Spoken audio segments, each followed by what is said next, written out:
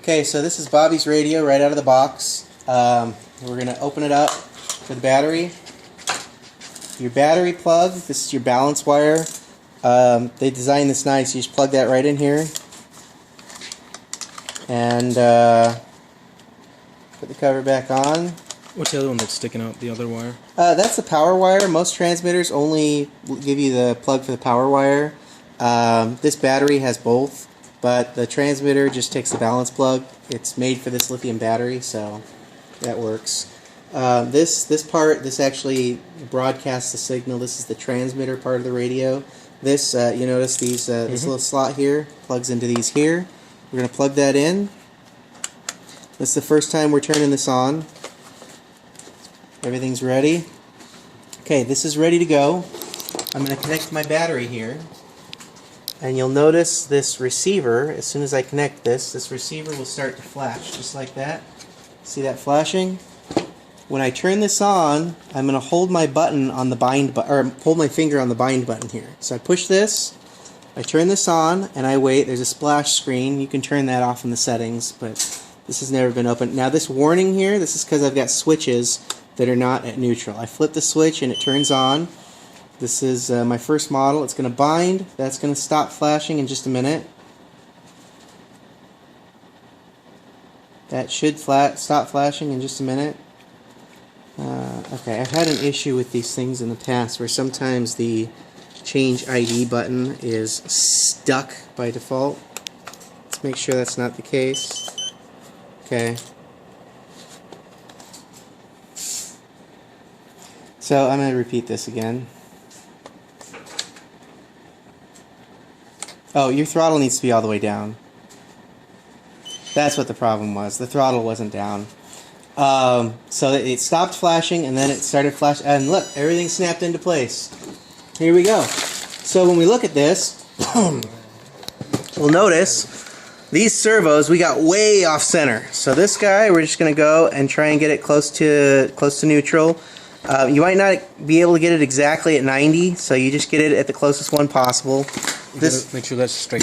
Oh yeah, we're going to straighten that in a minute. That's why we haven't glued these yet. We're also going to get a screwdriver. Do we have a screwdriver around here? Alright, thank you, sir. So we shouldn't have put this screw in yet, but we did because I wasn't paying attention. And we're going to reclock this too. Exactly the same. Again, to about 90 degrees. Pretty close. That's good enough. And screw this in.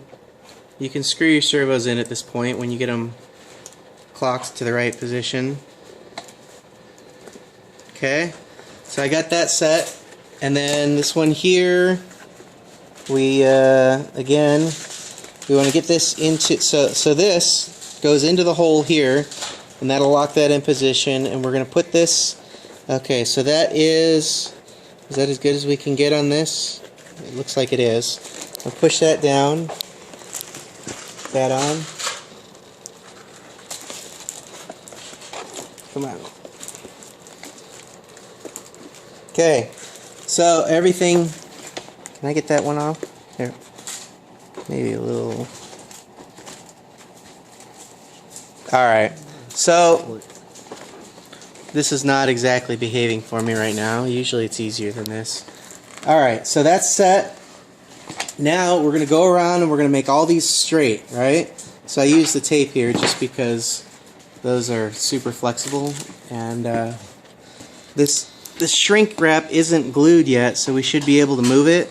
I hope it's not glued. You didn't glue this, right? Okay, so we're just going to straighten this up till that goes straight.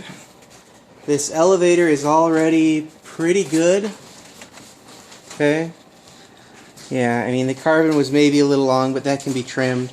And down here, this one actually we don't even need the horn on to do this one to make it straight, because we're gonna rig this later so that we can be off however much we want and it'll be fine. So we just want to get that onto the stinking servo all the way, and I think that's on now.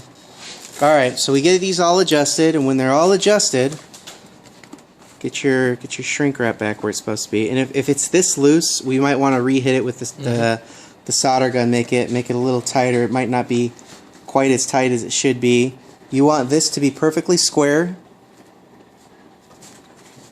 And get these all set, and then you're going to take, now be very careful when you do this. Yesterday when I did this with Sagoon's plane, I was too generous with my super glue, and it went all the way down the rod, all the way down this, and into the servo, and I fried his servo. So don't do that. I was using really, really thin super glue. The normal super glue isn't that thin and won't do that nearly as easy, but that's all you do. A little bit of super glue, that'll lock these up tight. It only takes a few minutes to dry, and this plane, once we pass this battery cable through, will be ready to fly when we put a propeller on it.